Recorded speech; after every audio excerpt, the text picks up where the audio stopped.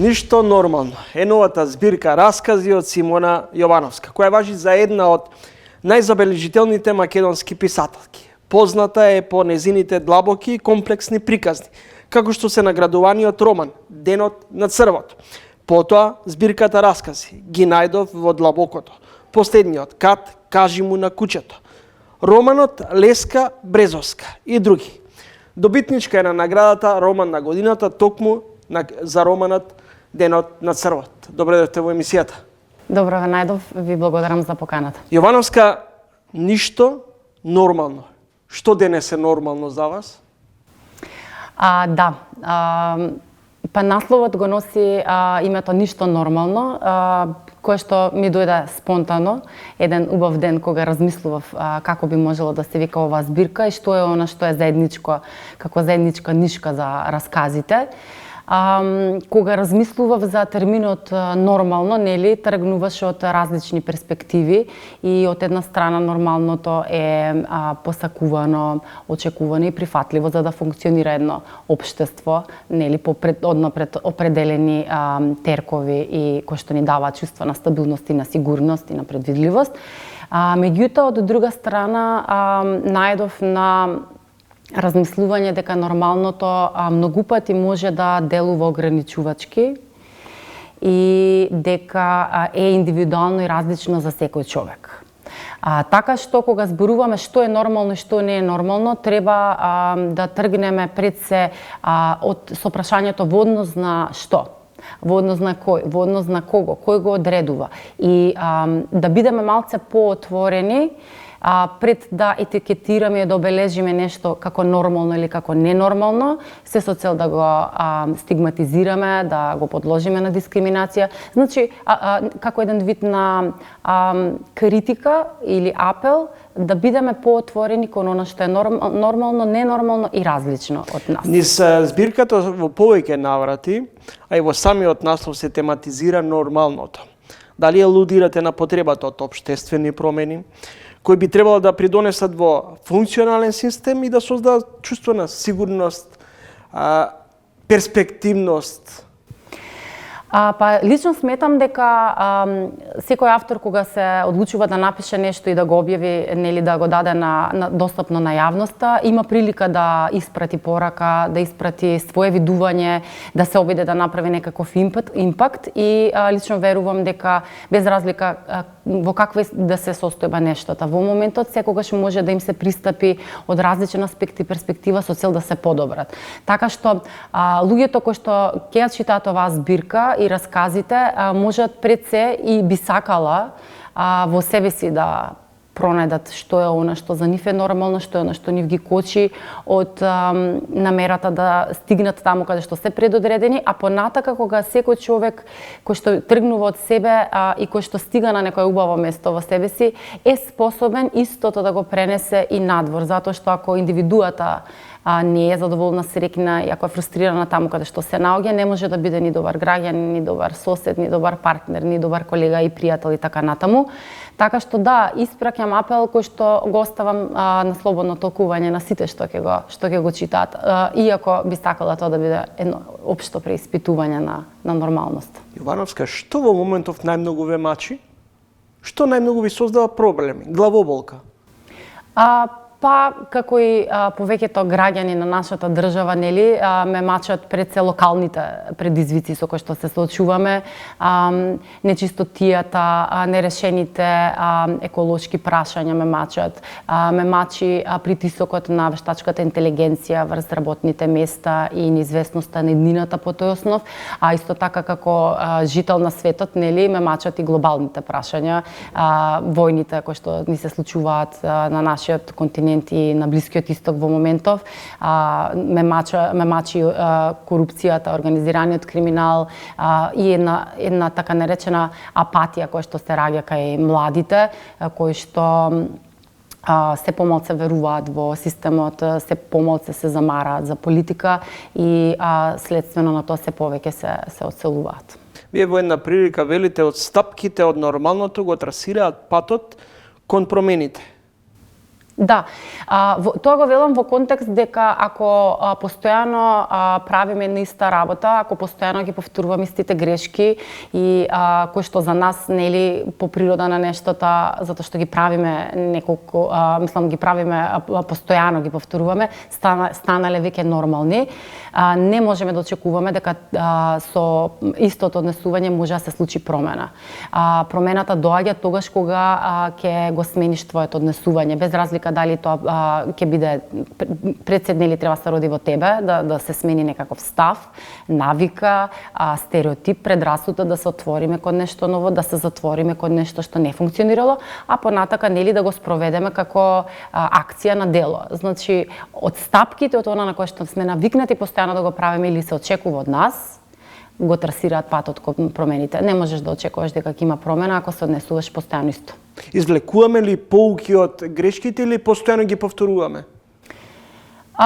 Не знам, на колективно ниво, за жал, луѓето не само тука, туку и во пошироко учат само од како ќе се случи нешто лошо и тоа го учат во моментот кога ги надвладува и ги обзема некоја таква колективна болка и траума. Меѓутоа тоа многу брзо се заборава до следната и на долг рок испаѓа дека сепак не учиме, меѓутоа јас сум оптимист и сакам да верувам дека не мора да се случат, да чекаме да се случат лошите работи, трагедиите и катастрофите за да научиме нешто, дека имаме прилика, отворени сме, постои интернет, постојат многу начини да се информираш и верувам дека доколку се сака може да се научи и од тугите грешки. Дали живееме во земја на чудата и апсурдите?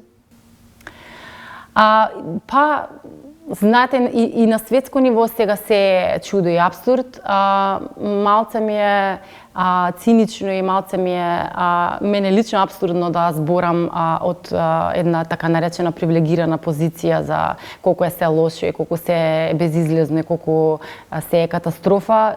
Во нашата земја има и убави и неубави работи, исто како што има сегда во светот и убави и неубави. За жал, мојата најголема болка е дека може подобро, дека имаме потенцијал, дека имаме луѓе што вредат, има и услови, се, меѓутоа луѓето не се мотивирани да ги направат тие промени заради тоа што има една сеопшта неказнивост владе и никој не е мотивиран да работи добро, да биде честен и да вложи тука. Но пак ќе кажам, верувам дека може да биде подобро. Иселувањето во последниве години е рак рана за Македонија. Вие припаѓате во оваа помлада група на писатели. Како вие лично, како уметник, ја доживувате белата чума? Дали според вас е подобро човек да се жртвува и да биде свој на своите и да остане дома или да си ја побара перспективата во странство? Така, да. Мислам дека веќе не ни постои човек кој што нема некој свој, кој што му е одселен. Сите сме свесни што се случува. Искрено, јас мислам дека секој човек треба да си ја побара својата среќа таму кај што мисли дека го чека, ако не е задоволен од местото каде што живее или доколку мисли дека некаде надвор може да биде дочекан подобро, треба да си се проба, дека треба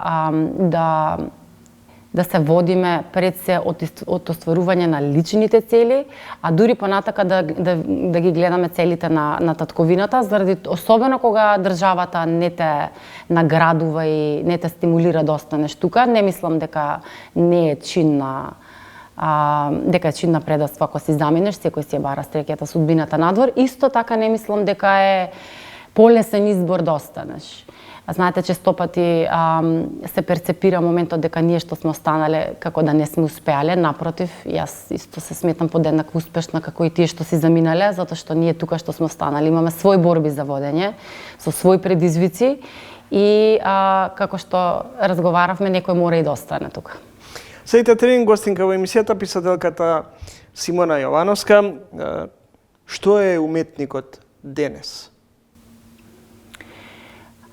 Конкретно можам да кажам за писателите, јас како автор, кога пишувам, сакам пред се она што го пишувам да допре до читателот, да предизвика во него некаква реакција, емотивна дилема да отвори, да затвори некаква дилема.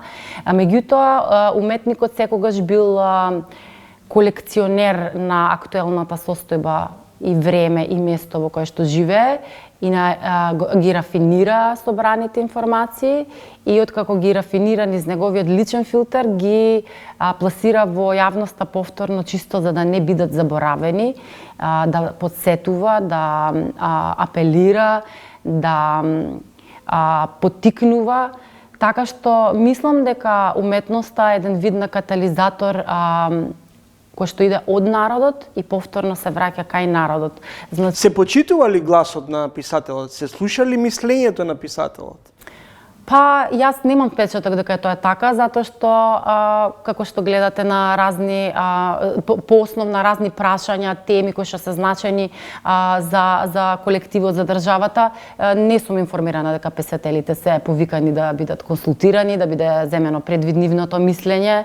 Го губи писателот статусот што го имал некогаш, веројатно тоа е резултат на негрижа од страна на државата или резултат на времето во кое што живееме или се сменја времењата.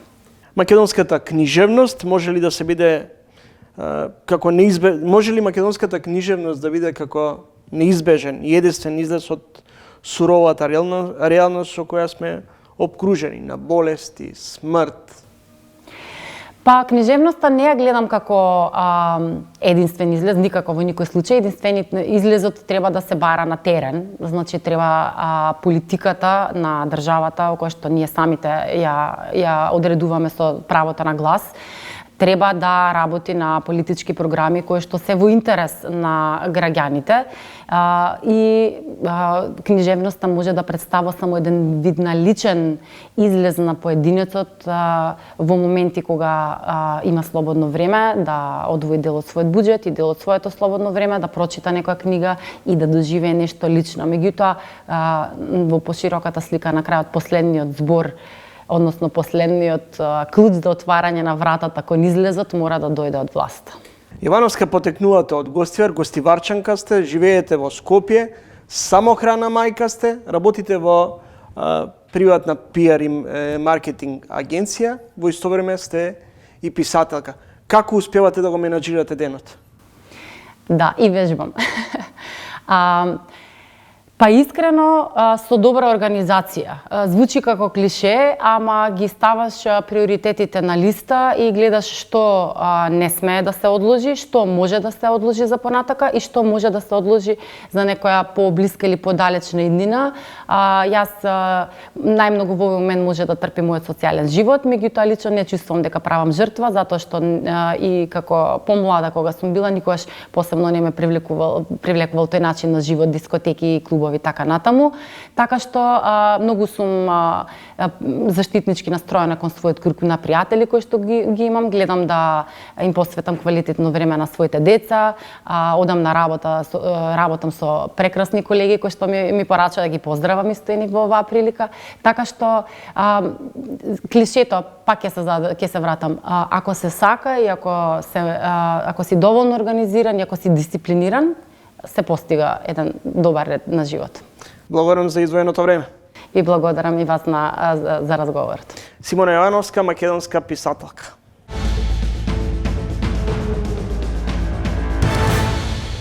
Тоа треба да се размислува и долгорочно и системски. За да ги вратиме назад, треба да им понудиме соодветни услови, да ги вратиме нашите истражувачи, овде треба да им обезбедиме определени даночни олеснувања, младите да им обезбедиме сигурност дека ќе бидат подеднакво вреднувани овдека во нашата заедница, дека ќе имаат квалитетни работни места, дека ќе имаат сигурност дека нема да има клиентелизам, непотизам, корупција и дека ќе имаат еднаков третман. Мислам дека тој тип на системска безбедност им е потребна за да ги задржиме.